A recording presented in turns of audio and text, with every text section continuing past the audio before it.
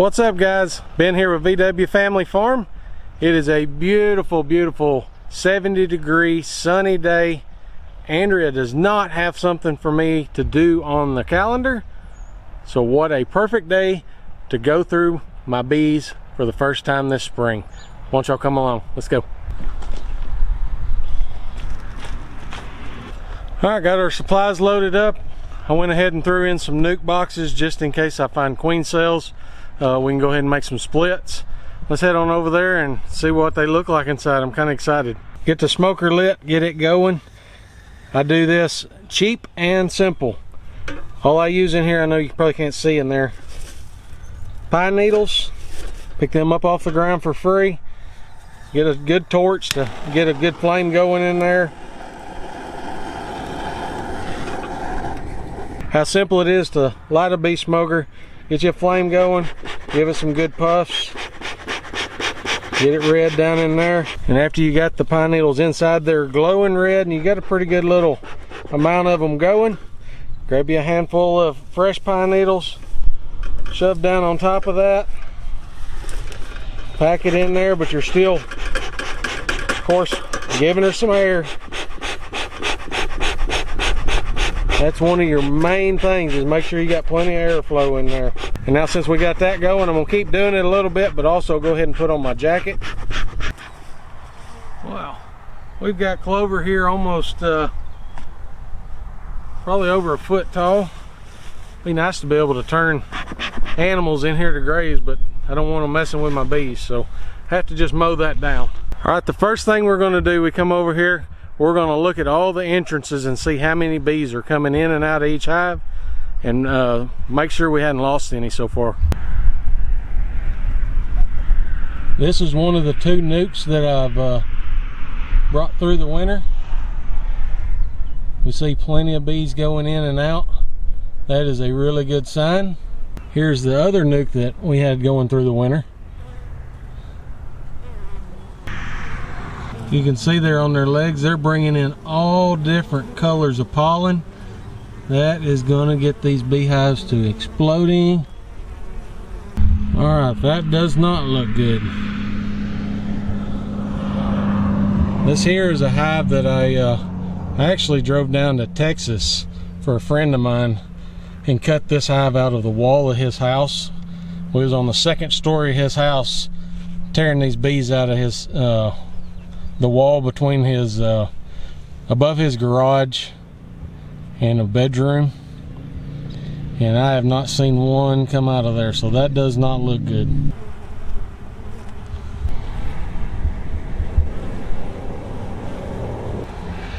All right, as you can see off the B-row, I get it, B-row, never mind, that was stupid. Every one of the hives except that one have got bees coming in and out. I think we're good to go. Let's pop some open and see what we got. It does not have anything coming out of it.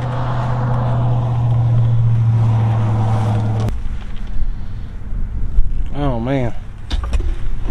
Nope. It sure looks like this hive has died out. That right there is a sign that their colony got too small and they froze out. They're all clustered together here.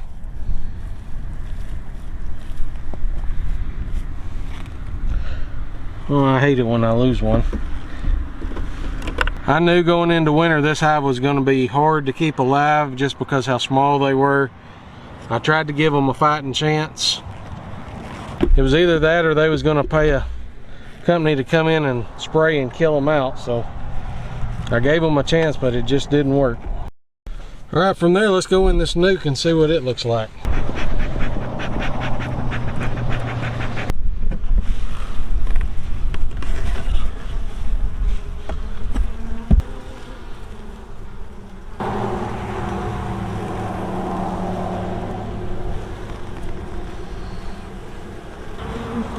All right, one problem I'm seeing in this hive is I am not seeing any honey storage, so that means they need some food quick. Because you can see right here, this is all cap brood. This is not honey. There's larva all around. They're definitely going to need some food.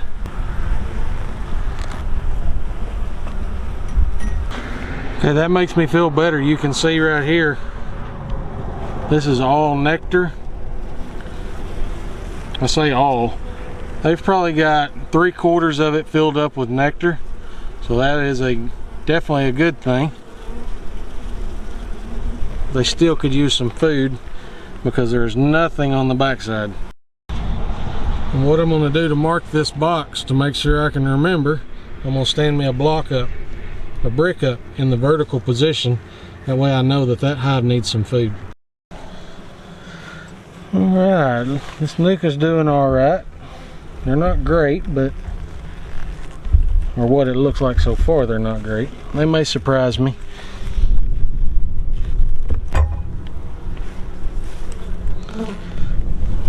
Alright, you can see that right there. That is their capped honey supply. They've got a little bit of pollen down here.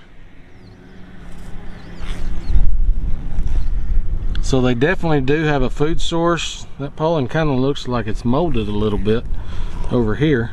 I've heard several comments throughout some of my beekeeping videos that y'all would like to learn how. My number one suggestion on learning how is you got to dive off into it and get some. Alright. Yeah, they got honey. This one is not showing signs of brood yet. I'm not liking the looks inside the box. It looks like it's retaining moisture. Now there's a little bit of capped brood in here.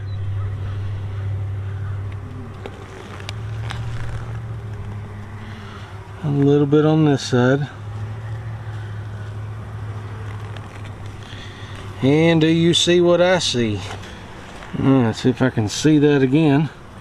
I got my paint marker ready and we're fixing to dot a queen. Aha! She showed herself again. Right. Come on.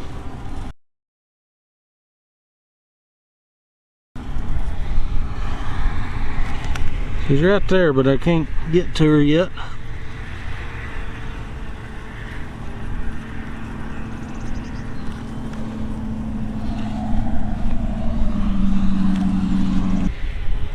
There we go. There she is. Alright, a lot of times I'll have spare deep boxes out here. That way if I need to set frames out of one hive over into it as I'm going through checking, looking for the queen or what have you, I can always set them in there.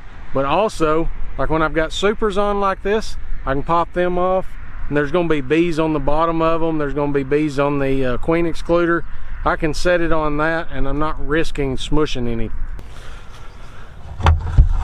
Alright, when it's your first time going back in them after winter, like this winter I left a queen excluder on these. These things were packed full of honey. Do I have a reason for doing that? No, not necessarily, except I don't like my queen getting up in my honey super and laying. But what I was getting at is if you do got a queen excluder, and it don't matter when you're doing it, you always want to be careful. The queen excluder wants to stick to your frames in your super. I'll use 2 of these tools and just start popping them out like and pushing my frames down at the same time.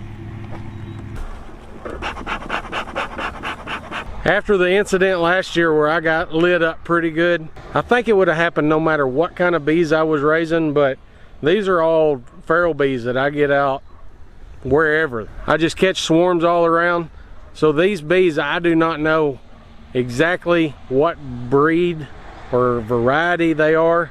So this year, thanks to one of our viewers that sent us a queen rearing kit, we're gonna try a NICOT queen rearing kit and get a artificially inseminated queen bee that is a gentle variety and give that a try this year and raise enough queens to replace every one that I've got down through here, and hopefully we don't get stung very often. I don't know. These things right here are acting a little bit agitated.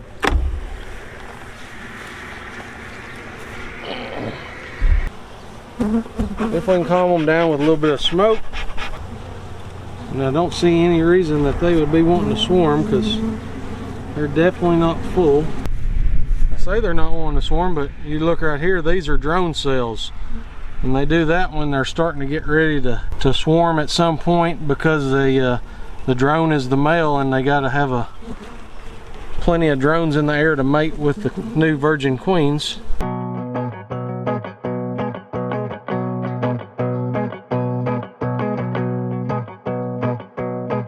Alright, I found the queen in there. I'm gonna go ahead and put this back on there. And maybe they'll calm down. Alright, I've still got a few buzzing around me, but I'm gonna leave that end down there alone for a little while, work on a couple of these, and if these get agitated I can kind of swap back and forth. Maybe those have calmed down. Alright, if you don't have honeybees, but you can, as far as you're not allergic to them, where you live it's practical to have them, I really encourage everybody to get honeybees. I mean, without honeybees, what are we? We don't have a food source. If we can do things to help the honeybee population, that's even better. Just because you have honeybees does not mean you have to collect the honey off of them. You can just have them for the benefit of your garden or food sources other than your garden. Farmers need them. One problem that a lot of people make, looks like I've made it here. This hive was not this small last fall, but these bees are only down on just a few frames, and these are 10 frame boxes, and I've got 2 of them stacked up here, and it was pretty full like I said last summer. But if you don't watch it, when you get too much room, your bees have to guard too much, they can't work. Oh, that is a beautiful frame right there. And do you see her?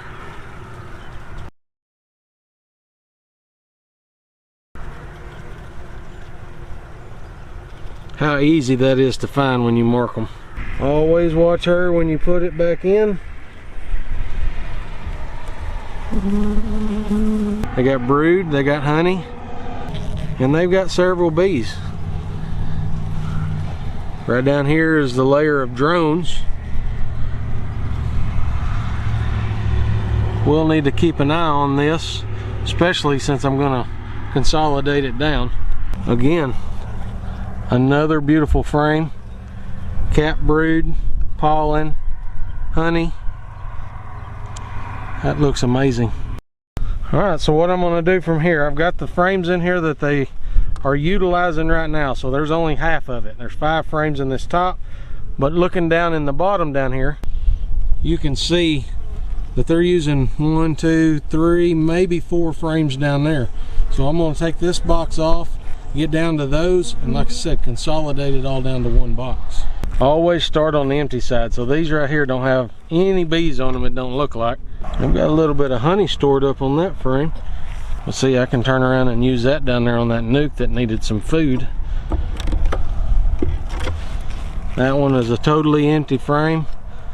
Another reason you don't want to give them too much room is because that's when wax moths and other pests like that can come in, and they can wipe out your hive and make your bees abscond.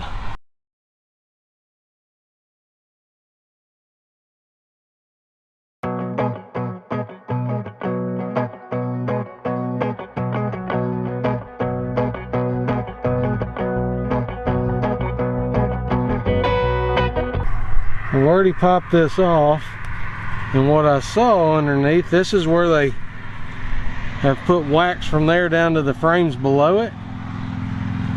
I started scraping off the old wax that they had it stuck with. Now I want you to look right here. Take my tool so I can point. That right there at the end of my tool is a larva, and that right there at the end of it now is an egg. Hoping I can zoom in enough. That's a bigger larva. There's an egg right there. And if you'll look up in here, now that's what you would see inside of a cell cup if you was to cut it in half like that. That will give you an idea right there the size of one of their eggs. All right. See that little thing that looks like a microscopic grain of rice? That is an egg that the queen lays. I think that is cool. I've never seen that on top of a frame, so y'all are getting to experience that the same as I am. Now I see them down in the cells all the time, and that different size larva there, because there's one. We'll get over here and scrape some of this off. Now there's no saving these. They're sadly they're gonna die, but I have to keep the tops of these frames clean. That right there on the end of the tool is what beekeepers call bee larva. That little grubworm looking thing. I'll pop some of these frames up and just make sure we don't have any swarm cells. Anytime you're in them, you definitely want to clean that wax off the top of these frames. Helps on the next time you're going into them. Take your tool, separate your frame apart, pinch down in there. When you lift up, you want to lift straight up. Try not to rub the sides of the boxes. Of course, we don't have nothing to worry about on these frames. On the outside, at this point in the year, she's not out there that far yet. Still yet, you don't want to smush any bees because that will make the rest of them angry. I don't know how much of that y'all can see. Try to get the sunlight just right. You can see that glistening, that pollen in those cells. Alright, I've had people ask, do you recommend the plastic frames or do you recommend the wooden frames? Personally, me, I like the wooden frames a little better, just because if you break this on this ear on the plastic one, it's a lot harder to fix. They have got metal pieces that you can hammer in on the wooden ones and fix them. Now this has got brood and larva on it, and a lot of the times the ones that have just are either empty or got just nectar and pollen on the end of them, I'll set them out of the box. But if there is a chance that she is on here and I haven't seen her, I always set that back down in the box. Set it down in there gently and straight down. Well, this box right here is really gentle.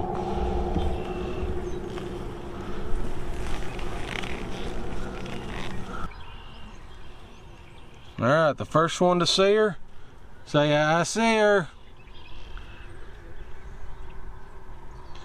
We'll see if you can beat me before see if you can find her before I do.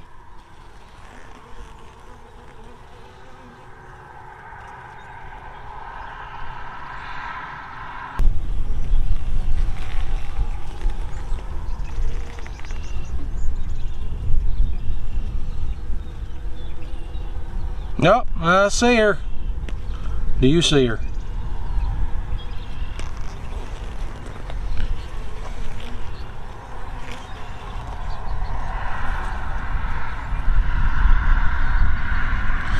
See her right there?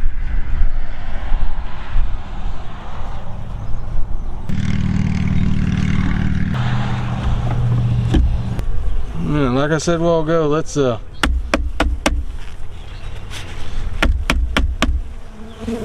clean some of this up and I'll be right back. Alright, so that's it on the bees. All in all, I think I've done pretty good on getting them through the winter. Lost one hive. I think there's been 1 year that I hadn't lost any bees. Most years I usually lose one hive. That's just part of it, I guess. Maybe I'm not staying on top of them well enough. But that hive there, it was weak to begin with. I didn't figure it was going to make it, but I wanted to give it a chance. But I appreciate y'all coming along, following along with us. I know bees can kind of get boring, but it's just another thing that we do here on the homestead. I like having them. I love some honey. Thank y'all for watching. Till next time, God bless.